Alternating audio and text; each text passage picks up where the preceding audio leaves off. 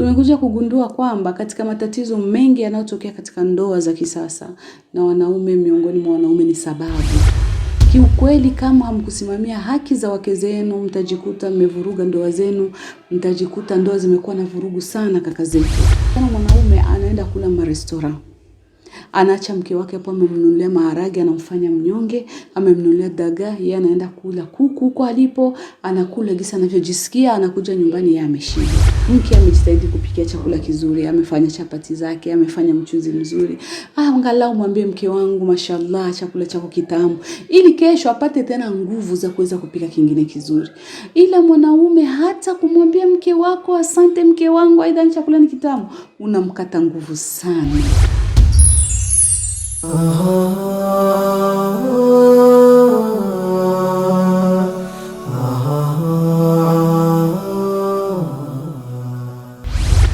Assalamu alaikum wa rahmatullahi wa barakatuh.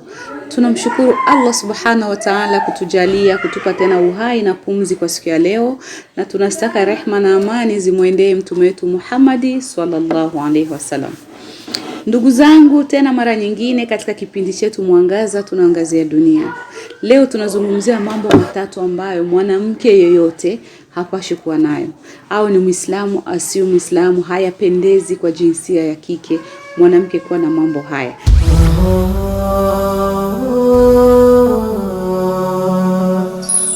Ni mambo gani hayo ndugu zangu, ni wanawake wenzangu? Jambo la kwanza haswa, mwanamke hapashi kuwa mwenye kuongea sana. Mwanamke hapashi kuwa muongeaji sana.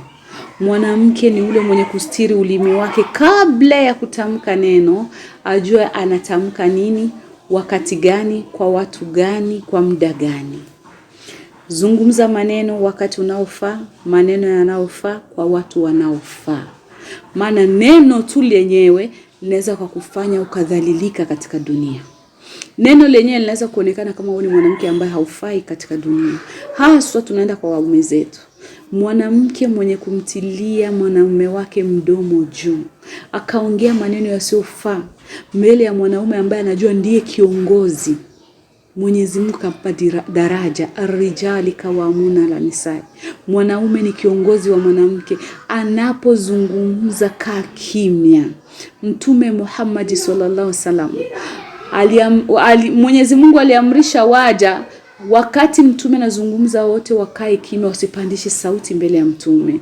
Na hivyo mtume akatuhusia wanawake, tunapozungumza tusipandishe sauti kwa waume zetu. Mwanaume ni daraja, lazima anapozungumza kaa kimya, msikilize kwa utulivu, usikie anachokuambia. Lakini mwanamke athatharuni, anayependa kuongea sana, mwisho wa siku ni kuvunja ndoa yake na kufifiza ile huba katika nafsi ya mume wake. Sababu anaonekana mwanamke hana maadili, mwanamke hana adabu, mwanamke ambaye hafai kabisa katika ujumba. Mwanamke si muongeaji, mwanamke ni mwenye kusikia sana na kukaa kimya. Huyo ndiye mwanamke mwenye malezi. Pili, hii athari ya mdomo inaweza kufanya wewe kaonekana mbele ya jamii haufai. Kesho utasikia wamekusema hivi, unavaa vitenge unaenda kupigana. Kesho utasikia wamesema hivi, wewe huyo unaondoka matana na wenzako manguo. Sababu gani? Mdomo. Wewe sio mtu mwenye kupuuza. Mwanamke mwema, mzuri, mwenye akili na busara ni mwenye kupuuza maneno. Waseme, wasisemi, fanya kama hauyaoni. Itakuwa wewe rafiki yangu, alisema mtume, walisema manabii wa Mwenyezi Mungu, waja wema waliopita, waja wema waliopita walisemwa. Itakuwa wewe na mimi rafiki yangu, kusemwa ni jambo la kawaida. Mti wenye matunda lazima ushambuliwe ili ule mtu apate matunda. Lakini mti mkavu usiokuwa na matunda hauna maana kushambulia. Kwa sababu gani? Hakuna ambacho atakitoa pale. Ukiona mtu anakusema sana, maana yake umemzidi. Kuna kitu ambacho anakiona kwako. Huo ndio ukweli. Kwa hiyo mwanamke mwema na mtukufu ni yule mwenye kukaa kimya akapuuza maneno yote. Sio yule mwenye kuongea na wanawake wenzake kutukanana, kuwatia Instagram, sijui Facebook, kukata mafumbo, status, kufanya hivi. No, mwanamke anapaswa kujirespect. Mwanamke mwenye mdomo hafai katika jamii.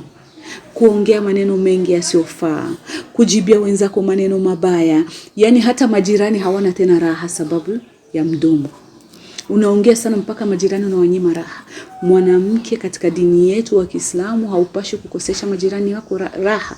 Inabidi kila hata ukiwa haupo wanakukumbuka, maskini mama mwema anayejua kuzungumza na watu. Sifa ya mwanamke ni kuongea maneno mazuri, kaulan karima, maneno mazuri, maneno yenye faida katika jamii.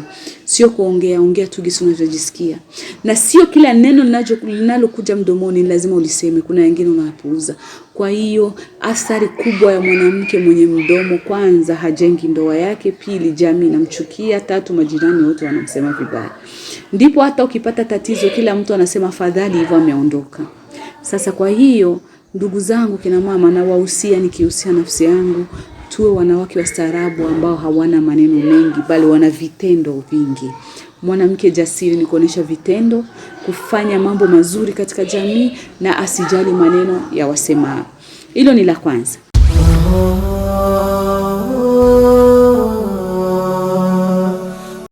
La pili basi, mwanamke asiyefaa katika jamii, ambaye hapendezi kabisa, ni mwanamke mchafu. Asili ya sisi wanawake ni kama maua yamwagie maji ya shamiri, kila atakayeona aone mashallah. Lakini ukiwa mchafu, kwanza haswa ikiwa ni molewaji, ni aibu kubwa kwa mume wako. Unapunguza penzi, maana silaha chafu ambayo inaua mahaba ni kule kuwa mchafu. Harufu mbaya ndani kwako, mtu akiingia nasikia harufu haipendezi. Ukienda sasa toilet yako ndo kabisa haujui kusafisha, chumbani kwako hujui kutandika. Kwa kweli hiyo ni athari. Hiyo ni madhara kwa wanawake wa Kiislamu. Tujitahidi sana, al-Islam nadhifu. Uislamu ni usafi, tufanyeni usafi. Mwanamke ni usafi, mwanamke ni marashi, mwanamke ni mafuta uzuri ndani kwake. Unapotoka huruhusi kutia manukato, maana dini imekataza. Lakini unapokuwa ndani kwako, jifukize we mama, jipambe, jifanye kama inavyostahili kwa mwanamke. Huyo ndiye mwanamke. Lakini ukiwa mchafu, hata majirani wakija watakusema vibaya, nyumba yako inanuka, barabara katika ua wako uchafu, kila mtu akiingia harufu. Kwa kweli hiyo haifai kwa mwanamke. Tena hapa sio mwanamke eti kwamba Muislamu, hata asiyekuwa Muislamu uchafu haufai katika jamii ya wanawake. Pili, ukumbuke kwamba inaweza hata kuleta athari au inaweza kuleta madhara kwenye watoto, maana uchafu ni maradhi. Inzi zitademea vyombo, uwezi kukosha vyombo vyako, uvivu umekuja. Mwanamke ni makosa sana. Mwanamke, you have to be strong. Kuwa na nguvu, fanya ushujaa, safisha nyumba yako, jisafishe mwenyewe, safisha wanao. Hata kila mtu atakayetembelea nyumba yako aone example, good example. Yani wewe mfano mzuri katika jamii kwa usafi wako wewe, kila mtu anatoka na kuzungumzia. Huyo ndiye mwanamke.